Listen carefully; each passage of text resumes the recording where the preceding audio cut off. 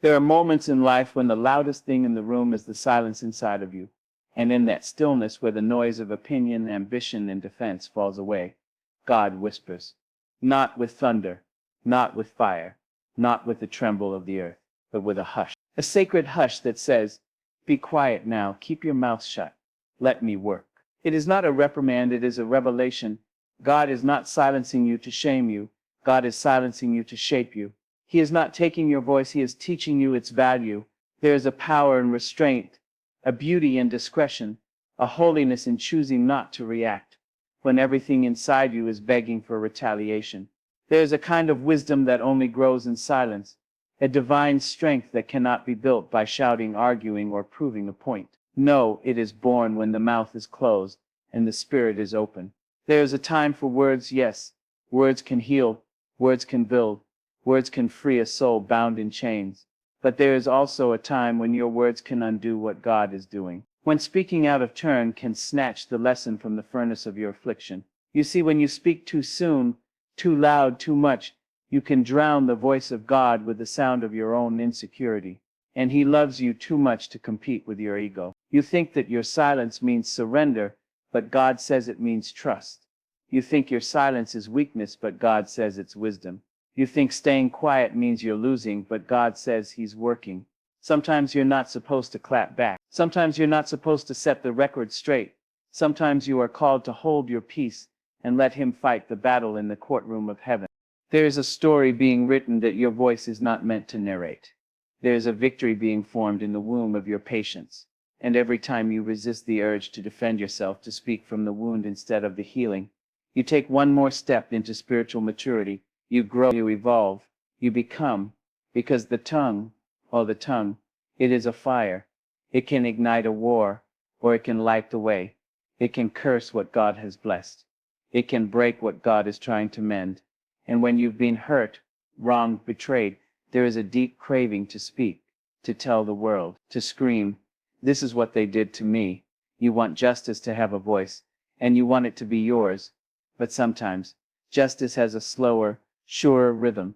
Sometimes heaven moves in ways you cannot see with eyes clouded by revenge, and the mouth, once opened too soon, can forfeit the grace that was headed your way. Haven't you seen it?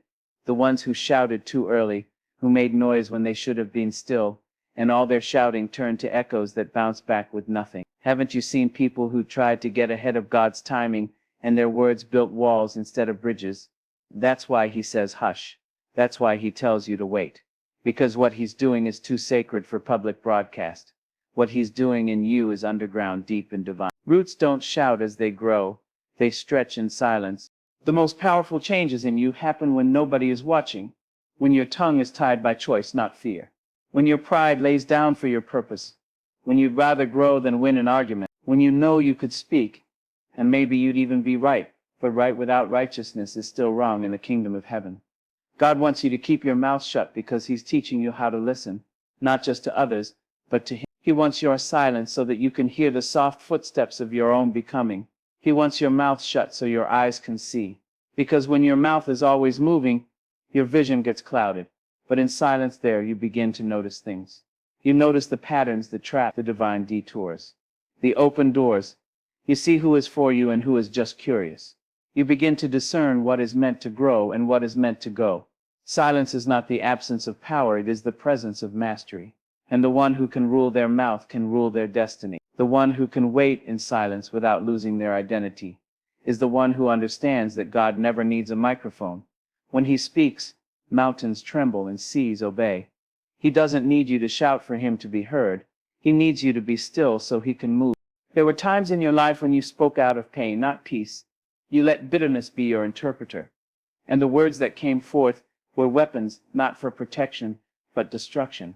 You tore down relationships. You burned bridges that were still under construction. You turned conversations into battlefields.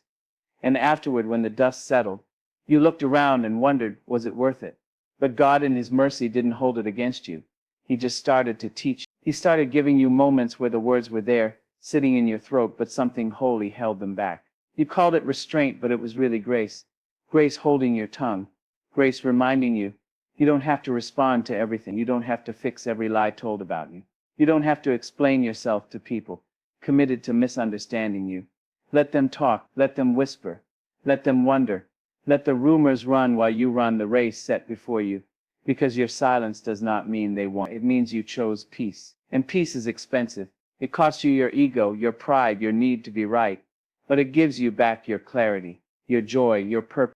God is not trying to silence your spirit. He is trying to align it. And sometimes that means muzzling the mouth so the heart can heal. You can't speak your way into peace if your words are still soaked in wounds. You can't bless your future if your lips are dripping with the past. So he quiets you, not to punish, but to purify. You may ask, but what about truth? Shouldn't I speak the truth? Yes, but truth without timing is not wisdom. Even Jesus waited. Even he held his tongue before kings and crowds. Even he knew the power of silence in the face of accusation. He knew when to speak and when to weep, and when to simply walk away. If he, the Word made flesh, could choose silence, then surely we can learn the same. God wants you to keep your mouth shut, not forever, but for now, until you are ready to speak with love instead of rage, with insight instead of insult, with clarity instead of chaos. He wants your words to carry healing, not heat, light, not fire, and that only happens when they are forged in the quiet furnace of restraint. You will not miss your moment by staying silent.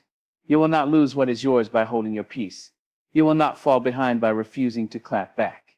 In fact, that's how you get ahead. That's how you rise. Because while others are shouting over each other, wasting time and breath, you are becoming, you are growing, you are waiting for the appointed time, the divine time, when the words will not just be yours but his. And when that time comes, your mouth will open, and it won't be petty, it won't be poisoned, it won't be rooted in insecurity. It will be powerful, purposeful, pure. And the world will listen, not because you finally spoke, but because God was the one who told you to. So don't be afraid of your silence. Don't run from it. Rest in it. There are treasures hidden in the quiet. There is peace buried in stillness. There is wisdom being born in your restraint. And every time you choose silence over drama, calm over chaos, stillness over self-defense, you prove that you are not led by your flesh, but by your faith. You are not voiceless. You are victorious. Because only the strong can stay quiet when they have every reason to shout. Only the wise can hold their tongue when fools provoke. Only the faithful can trust that God hears what they don't say. And only the courageous can believe that silence can be louder than speech. God sees you, he hears you. He knows what they said. He knows what they did. And still he says, be quiet. Watch me work. Let me be the voice that answers for you. Let me be the justice you seek. Let me be the one who vindicates, who restores, who redeems. But for now, keep your mouth shut. Let your silence speak volumes. Let it tell the story of a soul so anchored, so rooted, so secure in who they are and whose they are, that they don't need to shout to be seen. Let it be your strength, not your shame. Because in that silence you are not alone. You are wrapped in wisdom, cloaked in courage, and held in the hands of a God who speaks for you. You must understand, there is a sacred discipline in knowing when to speak and when to stay silent. Not everything that comes to your mind must escape your lips. Not every thought deserves an audience. There is a wisdom in waiting. There is a sacredness in withholding. The world will try to convince you that your voice is your weapon, your protest, your claim to space. But wisdom will show you that timing is your true defense. A word spoken out of season can ruin what silence might have redeemed. Sometimes God will close your mouth because he is opening something greater in your life. You may think you are missing out, being overlooked, being ignored. But what you don't see is that in that quietness, God is pulling you back like an arrow. You are not being silenced. You are being prepared, held in tension, drawn in stillness. Because when he releases you, when he finally says, now speak, your words will fly straight and strike deep. They will not wander. They will not miss their mark. And that accuracy is only birthed in silence. We are not taught this kind of strength anymore. We are told to say everything, express everything, share everything, but not every emotion needs to be broadcast. Not every pain is ready to be spoken. Some things need to mature in the soil of your soul before they can be harvested with your voice. Some truths need time. You can be right and still be wrong in how you speak it. You can have a good heart, but use your mouth like a sword and not a salve. And God, in his mercy, holds you back, not because he wants to take your voice, but because he wants your voice to heal, not harm. There will be moments when the silence feels like punishment. You will ache to defend yourself, especially when you've been misunderstood. You will want to correct the story, clarify the lie, bring your side to the surface. And you will pray, Lord, let me speak. But heaven will be quiet, and that quiet will echo in your chest until you learn to make peace with it. Until you realize that being misunderstood is not the same as being forsaken. That you can be misjudged by people and still be right with God. It takes courage to be quiet. It takes more strength to restrain the tongue than to use it. Because silence is not just about what you don't say, it's about what you choose to hold in reverence. Your healing, your growth, your future. And when you protect those things in silence, you build them with integrity. You lay bricks of wisdom instead of throwing stones of impulse. You stop talking just to be heard and start listening to be transformed. Some of the most anointed people were the quiet ones, the overlooked ones, the ones who chose the back row in the wilderness over applause. Not because they didn't have anything to say, but because they knew when to wait. They understood that silence is not absence. It is a process, and that's where God does his best work. In caves, in deserts, in solitary places where your words fall away and your soul is exposed. That's where the transformation begins. God does not want you to be a loud instrument with a hollow heart. He wants your silence to be sacred. He wants your quietness to be filled with his voice. That means learning how to carry pain without turning it into poison. It means holding on to truth without using it to shame others. It means waiting for the divine yes before you open your mouth. Because words are like seeds, and when planted in the wrong season, they die before they grow. There is a glory that only silence can birth. Not the silence of apathy, but the silence of depth. The kind that listens beyond the noise. The kind that recognizes God's movement in the small things, in the pauses, in the spaces between what you wanted and what you received. When you stop filling every quiet moment with speech, you start to notice what God has been saying all along. And when you come out of that silence, when the time is right and your voice is ready, it will not be a weapon of defense, but an instrument of change. It will not come from anger, but from alignment. You will speak with clarity, not chaos. You will speak with purpose, not pressure. And people will notice, not just what you say, but how you say it. Because there is a weight that only silence can give your voice. A power that only restraint can build. We live in a time where people want to respond to everything. We are wired to react. Someone says something offensive, and you feel compelled to reply. Someone posts something cruel, and your fingers rush to type. But reaction is not always righteousness. An impulse is not always inspired. Sometimes the most spiritual thing you can do is close your mouth and walk away, not in weakness but in wisdom. Because what you walk away from now may be the very thing God elevates you above later. And there will be voices, internal and external, that call you a coward for not defending yourself, that say you're weak for staying silent, that say you should fight back, but let them speak. Let them say what they will. Because those same voices won't be able to deny the fruit that comes from your restraint. They won't be able to ignore the peace on your face, the strength in your silence, the joy in your journey. Your identity is not built by shouting. Your destiny is not secured by arguments. The greatest battles are won when you put your ego down and pick up your purpose. When you realize that you don't have to explain your anointing. You don't have to justify your obedience. You don't have to announce your next move. You don't have to defend your calling to people who can't see the oil on your life. Because the truth is, what God is doing in you will speak for itself in time. Your consistency will speak. Your integrity will speak. Your peace will speak. And when they do, they will say more than your mouth ever could. Let God build your character in silence. Let him purify your motives before he amplifies your voice. Because the stage is not a place to find yourself. It's a place to reveal what's already been refined in private. And if you skip the silence, if you rush to be heard, you will speak with volume but without virtue. And the world has enough noise.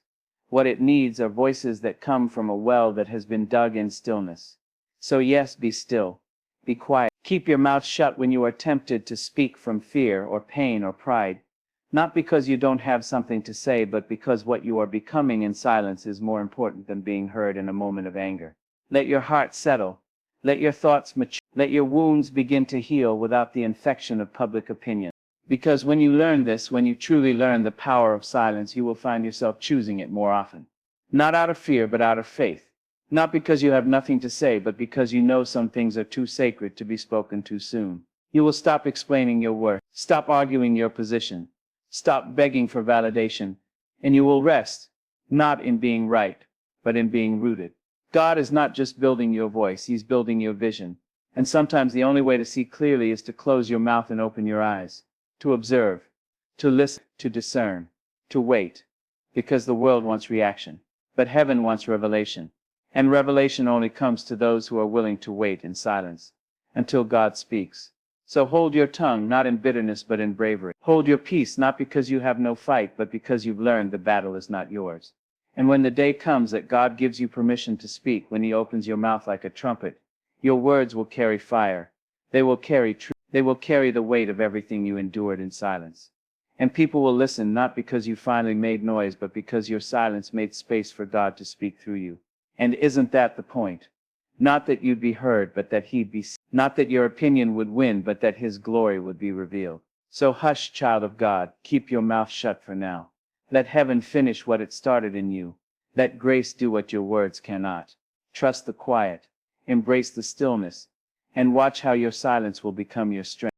There comes a time when you begin to understand that every closed mouth is not a missed opportunity, but a door sealed by heaven itself.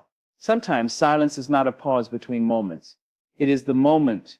It's the space where God steps in and says, "Let me do what you cannot." And while your heart may rage against the waiting, against the stillness, your spirit is being trained to recognize that silence is not empty. It is full of divine motion. The world won't applaud you for your restraint. It celebrates the loud, the quick-tongued, the bold. But God does not measure boldness by noise. He measures it by obedience. And sometimes the bravest thing you can do is to say nothing at all. Not because you don't care, not because you're afraid, but because you have chosen a higher road, one paved not with words but with trust. There are things only heaven hears, prayers whispered into pillows, cries muffled by dignity, pain swallowed so it doesn't spill out on people who wouldn't understand it anyway. And in those moments, those quiet, aching, holy moments, God leans in close. He hears you not because you shout, but because you don't. He answers not because you demand, but because you've given Him space to move without interruption. Some lessons are too sacred for words, some growth too deep for commentary. You don't need to narrate every part of your journey. You don't need to explain the shifts in your spirit to people still stuck in their own storms. Let them wonder, let them assume. What matters most is not what they think, but what God knows. He knows what He's doing in you. He knows what He's removing, refining. And He knows why you need to be silent during this stretch of the path. There is a certain kind of dignity that comes with keeping your peace, a nobility that cannot be taught by books or lectures. It is learned in the furnace of restraint. It is the calm of someone who has realized they no longer need to be loud to be powerful. That power, true power, comes not from conquering others with argument, but from mastering yourself, from holding back when you could lash out, from waiting when you want to run, from trusting when it would be easier to control. You will find as you grow in grace that your silence becomes your sanctuary, a place you return to, not to hide, but to breathe, to think, to reset, to hear the whisper of the Spirit that gets drowned out in the frenzy of constant conversation. In silence you are recentered. In silence you are reminded who you are, and most of all, whose you are. This world will try to bait you with provocation. People will poke at your peace just to see if they can stir your storm. They will twist your story, question your motives, dig up old versions of you and present them as evidence. But remember, you are not obligated to respond. You are not responsible for repairing the image of yourself in someone else's mind. You do not owe everyone access to your truth. What you owe is your obedience. To God, to your calling, to your future. And your future needs you whole. It needs you focused. It needs you strong enough to say, "I could respond, but I choose not to." Because you are no longer operating from emotion alone. You are walking in purpose, and purpose doesn't always explain itself. Sometimes it moves in silence until the fruit appears, until the outcome speaks louder than any argument ever could. There's a time for everything, a time to speak and a time to be silent. Wisdom knows the difference. Immaturity demands to be heard. Maturity discerns the weight of a moment and says, "Not now." You don't lose power by waiting. You gain authority, because the one who can pause, who can choose stillness over self-justification, carries a strength that others will one day seek. You're not weak for being quiet. You're wise. You're not passive, you're patient. You're not backing down, you're stepping aside to let God step in. Let that be your confidence, not in your ability to convince, but in God's ability to complete. He who began a good work in you is faithful, and sometimes that work requires your silence more than your speeches. Don't think for a second that God doesn't see how hard it is for you, how much you want to say, how tempted you are to clear your name, to speak your pain, to shout your side. He sees, and yet he asks you to wait, not because he wants you to suffer in silence, but because he is building something in you that noise could never construct. He is creating a peace that is not dependent on vindication, a joy that doesn't need external validation, a character that stands firm without needing the last word. What God is doing in your quiet season is far more significant than anything you could explain with your voice. He is healing places you didn't know were broken. He is untangling roots of bitterness that have been growing quietly for years. He is preparing a tale not in the presence of your fans but in the presence of your enemies. And you don't need to speak to be seated at that table. You only need to endure the silence long enough to arrive. There is something profound about being misunderstood and staying silent, about being attacked and remaining still, about being forgotten and not scrambling to be remembered. That kind of faith, that kind of inner resolve, is not born in comfort. It is born in fire. It is the fruit of trust, the evidence of surrender. And make no mistake, your silence will be misunderstood. They'll call you cold, arrogant, weak, passive-aggressive. But let them talk. Let them fill the air with assumptions while you fill your heart with peace. Let them keep watching your mouth while God keeps working on your life. Eventually, the fruit will speak. Eventually, the outcome will silence the noise. And on the other side of that silence, you will rise, not because you fought your way up with words, but because you waded your way up with grace. And when you do speak again, it will not be out of injury. It will be out of insight. Your words will not drip with pain. They will flow with purpose. They will build, not break, heal, not harm. But for now, stay silent, stay planted, stay faithful. Let God finish what he started. Let him move pieces you can't see. Let him open doors your voice can't knock down. Let him soften hearts, shift circumstances, reorder priorities, all in the quiet, all in the hush. And while you wait, don't fill the silence with doubt. Fill it with faith. Speak within yourself what you cannot yet speak out loud. Say, God is with me. Say, my silence is not in vain. Say, there's a reason for this season. Say, I am growing even if no one else sees it. Speak to your own soul like David did when no one else was there to encourage him.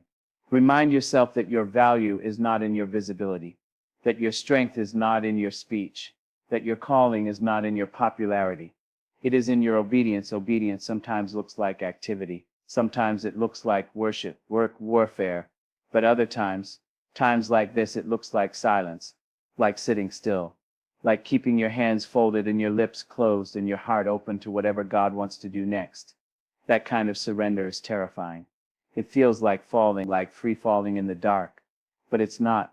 You are not falling, you are being held. And the same God who tells you to be quiet is the same God who will raise his voice in due time. He will speak over your life, over your enemies, over your destiny. And when he speaks, nothing and no one can contradict it. His word is final. His promise is secure. His voice is thunder wrapped in love. So hold on. Don't break your silence just because the pressure rises. Don't abandon your quiet just because they provoke you. You've come too far. You've grown too much. You've healed too deeply to let one moment of reaction undo what years of silence have built. Keep your mouth shut, not out of fear, but out of focus. Keep it shut because you know what's coming. Keep it shut because you trust what God is doing behind the veil. And when the time comes, and it will come, when your voice is needed, it will rise not like a whisper of insecurity, but like a roar of clarity. It will not be a response to noise, it will be a declaration of destiny. And everyone who doubted you, everyone who mocked your silence, everyone who mistook your restraint for retreat, they will hear, they will know, and they will not be able to deny what God has done. But for now, child of God, hush, breathe, rest, wait. Your silence is holy ground, and God is here. When all is quiet and you are left alone with your thoughts, that is when truth begins to surface.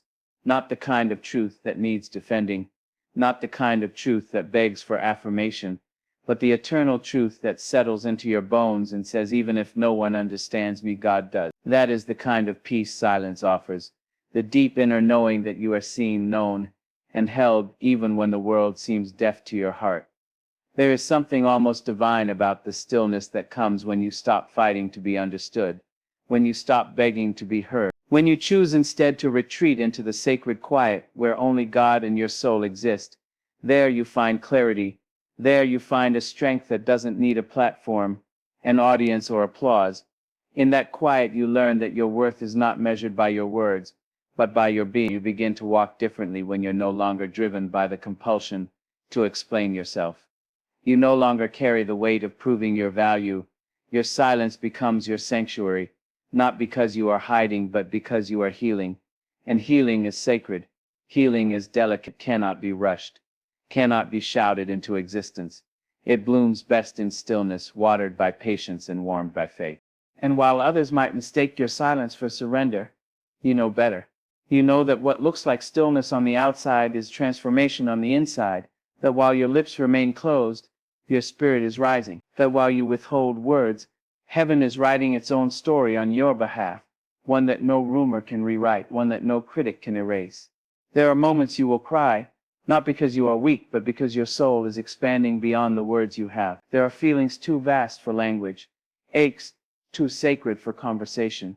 And in those moments, your silence is your prayer, your silence is your song, your silence is your surrender. There is great power in choosing to walk away from a conversation that would only rob you of your peace. Not every situation deserves your voice. Not every conflict is your assignment. Not every provocation is worth your breath. Sometimes the most powerful answer you can give is none at all, because silence is not passive. It is deliberate. It is not absence. It is presence restrained for something greater. As time passes, you will notice that the loudest people often carry the deepest insecurities, that the ones who need to be heard the most are often trying to drown out their own inner silence. But you have made peace with the quiet. You are no longer afraid of being unseen, because you have found joy in being known by the one who sees all. You are no longer afraid of being unheard, because the whisper of God carries more weight than the shouts of men. And when you rise, and you will rise without bitterness. You will rise without needing to announce yourself. You will rise because you were rooted. You were grounded in silence. Your foundation was built not on noise, but on truth, and that truth has made you strong, steady, and unwavering. Let others talk. Let them fill the air with opinions, predictions, and judgments. You are not in that race. You are not in that noise. You are walking a different road, a quieter road, a holier road. And on that road, silence is not a loss. It is a gift. It is the space in which God shapes the soul. It is the workshop of wisdom. It is the proving ground of trust. Every time you choose silence over self-defense, you are trusting God to defend you. Every time you choose restraint over reaction, you are trusting that His timing is better than yours. Every time you hold your tongue in the face of misunderstanding, you are choosing faith over fear. And every time you do, heaven notices. God honors the one who trusts Him enough to stay silent, because He knows how hard it is. He knows the fire in your chest, the trembling in your hands, the words pressed against your teeth. He knows the stories you want to tell, the pain you want to explain, the righteousness you want to prove. And yet He says, let me be your voice. Let me fight your battles. Let me vindicate your name. And if you let Him, He will, in His time, in His way. And when He does, you'll look back and see why He asked you to wait, why He asked you to hush, why He didn't let you speak too soon. You'll see that the silence was not a punishment, it was protection, it was preparation, it was a promise in progress. So do not grow weary in your stillness. Do not mistake your quiet season for a forgotten one. You are not being ignored, you are being incubated. And when the time comes, your voice will carry the authority of someone who waited with grace. Your words will carry the weight of someone who learned in silence what many never find in sound. Until then, hold your peace. Keep your mouth shut, not out of fear, but out of fire. Holy fire burning within, waiting for the wind of God to blow at the right moment. When it does, you won't have to fight for attention. You won't have to shout to be heard. Your words will carry presence, and people will listen not just to your voice, but to the God who speaks through it. And that is worth the wait. That is the reward of silence. That is why God wanted you to keep your mouth shut. And now, as you reach the stillness at the end of this journey, remember this. Your silence was never empty.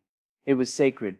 It was not the absence of voice, but the presence of wisdom. Every moment you chose restraint over reaction, patience over pride. You were not losing, you were learning. You were not forgotten. You were being formed. God never asked you to be silent to break you. He asked you to be silent to build you, to anchor you, to prepare you for something words could never carry. Now when you speak again, it will not be noise. It will be purpose. It will not be to prove your worth, but to fulfill it. So walk forward, not needing to be loud, but led by the quiet strength that only God can give. Let the world wonder how you kept your peace. Let them see the fruit of what silence has planted, because in the hush you found him, in the waiting he found you. And now when your voice returns, it will echo with power, not because it is heard by many, but because it is backed by heaven. That is why he asked you to keep your mouth shut. And now you understand.